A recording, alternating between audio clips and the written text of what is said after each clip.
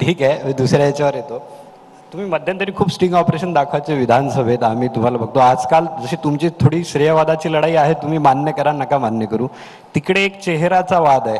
तिकडे काय चाललंय म्हणजे आजकाल म्हणजे तुम्ही जे स्टिंग ऑपरेशन करायचे तशी काही बातमी आहे की नेमकं चाललंय काय मूव्यात?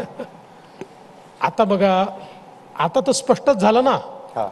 कारण माननीय उद्धवजी 3 दिवस दिल्लीला जाऊन बसले, परंतु त्यांची जी अपेक्षा होती की त्यांचा चेहरा घोषित व्हावा, हा त्यावेळी झाला नाही. किंबहुना म्हणजे आमचा तर राष्ट्रीय पक्ष आहे, त्यामुळे आम्ही दिल्लीला जातो.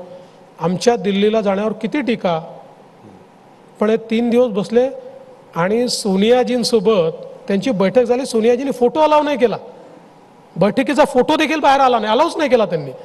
आणि एवढं सगळं होऊन ते परत आले, काही त्यांना मिळालं नाही. आणि आता पवार साहेबांनी तर क्लिअर कट घोषित केलं की मुख्यमंत्री पदाचा चेहरा असणार नाही.